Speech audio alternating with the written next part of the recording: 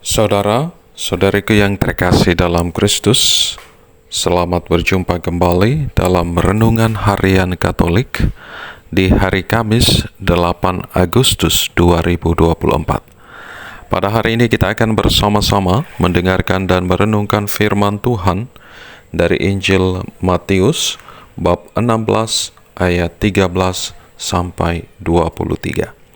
Dalam nama Bapa dan Putra dan Roh Kudus. Amin. Tuhan bersamamu dan bersama rohmu. Inilah Injil Tuhan kita Yesus Kristus menurut Matius. Dimuliakanlah Tuhan. Setelah Yesus tiba di daerah Kaisarea Filipi, ia bertanya kepada murid-muridnya, kata orang, "Siapakah anak manusia itu?" Jawab mereka, "Ada yang mengatakan Yohanes Pembaptis, yang lain mengatakan Elia, yang lain lagi mengatakan Yeremia atau salah seorang dari para nabi." Lalu Yesus bertanya kepada mereka, "Menurut kamu, siapakah aku ini?"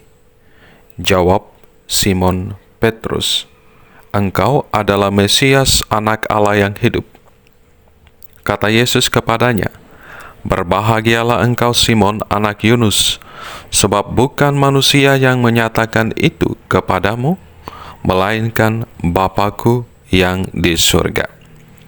Aku pun berkata kepadamu, engkau adalah Petrus, dan di atas batu karang ini aku akan mendirikan gerejaku, dan alam maut tidak akan menguasainya. Kepadamu akan kuberikan kunci kerajaan surga. Apapun yang kau ikat di bumi akan terikat di surga, dan apapun yang kau lepaskan di bumi akan terlepas di surga." Lalu Yesus memerintahkan murid-muridnya supaya tidak memberitahukan kepada siapapun bahwa ia Mesias. Sejak itu Yesus mulai menyatakan kepada murid-muridnya bahwa ia harus pergi ke Yerusalem dan menanggung banyak penderitaan dari pihak tua-tua, imam-imam kepala, dan ahli Taurat, lalu dibunuh dan dibangkitkan pada hari ketiga. Petrus menarik Yesus ke samping dan mulai menegur dia, "Tuhan, kiranya Allah menjauhkan hal itu. Hal itu sekali-kali tidak akan menimpa engkau." Yesus berpaling dan berkata kepada Petrus, "Hanyalah iblis, engkau suatu batu sandungan bagiku, sebab engkau bukan memikirkan apa yang dipikirkan Allah, melainkan apa yang dipikirkan manusia." Demikianlah Injil Tuhan. Terpujilah Kristus. Saudara-saudariku yang terkasih dalam Kristus, orang banyak memandang Yesus sebagai inkarnasi dari seorang nabi perjanjian lama. Ada yang mengatakan Yesus adalah Elia, ada pula yang mengatakan Yeremia, dan ada pula yang mengatakan Yohanes Pembaptis.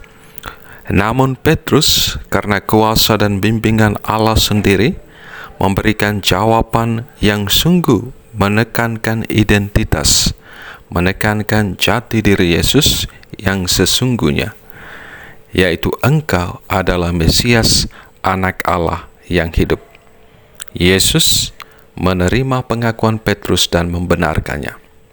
Namun jika kita melihat kisah selanjutnya, setelah Yesus menerima dan memuji pengakuan Petrus, bahkan setelah Yesus mempercayakan gerejanya kepada Petrus, di ayat yang ke-23, Yesus mengatakan kepada Petrus, "Hanyalah iblis, engkau suatu batu sandungan bagiku, sebab engkau bukan memikirkan apa yang dipikirkan Allah, melainkan apa yang dipikirkan oleh manusia."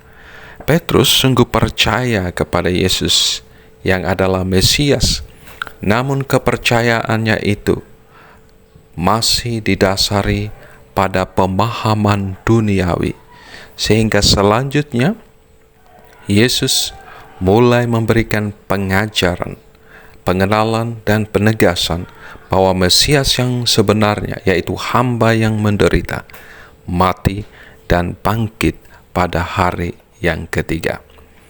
Saudara-saudariku yang terkasih dalam Kristus, jika pada saat ini kita ditanya dengan pertanyaan yang sama, siapakah Yesus dalam hidupmu?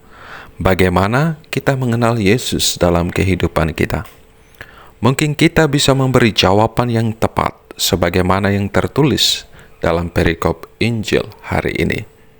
Yesus adalah Mesias, Yesus adalah penyelamat. Tetapi pertanyaannya, sejauh mana iman kita akan Yesus yang adalah Mesias, yang adalah Sang Penebus, sungguh kita hidupi? Tuhan Yesus tentu membutuhkan jawaban yang bukan berdasarkan pengetahuan, tetapi pada sebuah ungkapan iman yang benar akan Dia. Sehingga dengan demikian, Yesus tidak hanya sekedar nama yang dipuja dan disembah, tetapi Dia sungguh Allah yang hidup dalam diri kita, membaharui hidup kita. Karena Dia kita percaya adalah juru selamat kita. Saudara-saudariku yang terkasih dalam Kristus, mengenal, mengakui, dan mengimani Yesus harus lahir dari hati yang murni.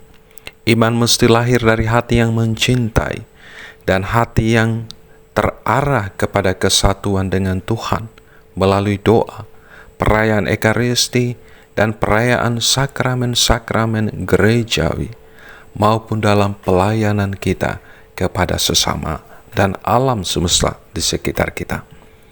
Iman yang kokoh pada akhirnya berarti mau mendengarkan dan membiarkan kehendak Allah yang terjadi dan bukan kehendak diri kita sendiri.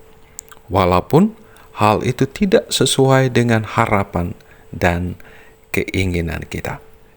Terjadilah padaku menurut kehendak-Mu. Semuanya harus demi kemuliaan Tuhan.